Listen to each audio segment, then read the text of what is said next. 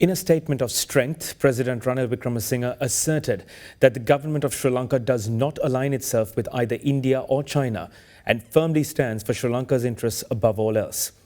Speaking at Oceans Nations, the third annual Indo-Pacific Islands Dialogue, the President said that this commitment to sovereignty extends to other island nations in the region.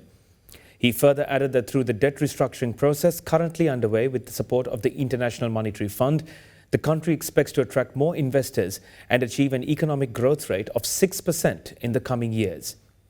How you see Sri Lanka's position looking out at the world, and obviously the interest it has in engaging with the world as being unique in part because of its role as an island in the Indo-Pacific. Yeah, well, we've been engaging with the world for about 2,500 years, mainly because of our location.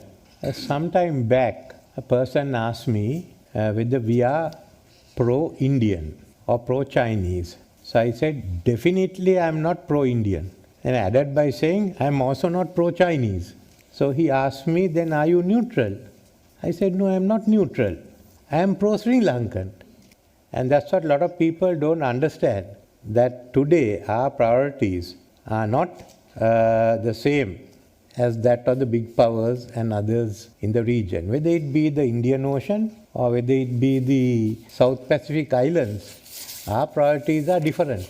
Economic, social, ecological. We are prepared to work with any actor, state or non-state actors, who will help us to achieve these objectives. So we are working with the West on one side and we are working with China on the other. So we are strategic.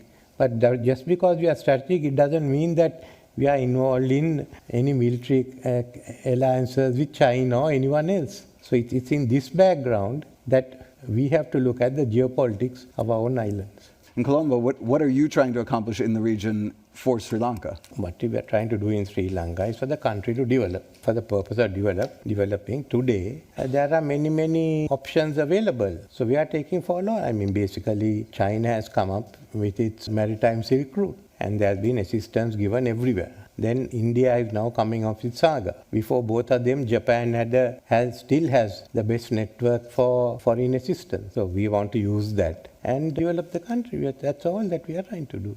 What do you think the international financial institutions, World Bank, IMF, can do to support the aspiration to both get the economy stabilized and also to invest in the way that you would like to invest? Well, the IMF and others, we are doing a far-reaching economic restructuring, which should attract people there. And IMF has given us support. Of course, they give a growth rate of about 3.5%. But we want to go ahead and ensure it goes to about 5.5 to 6. That's our own effort. Chinese research vessels and spy ships visited Sri Lanka, and you've introduced a standard operating procedure for foreign vessels. How effective is this, given China's significant geoeconomic presence in Sri Lanka? There are no spy ships in Sri Lanka. If anyone can establish it is a spy ship, there are research ships because the China Academy of Science has agreements with the National Aquatic Research Agency and some of the universities. And under that only that research ships have come in here. And the research ships have been coming in for the last 10 years. It's not an issue there.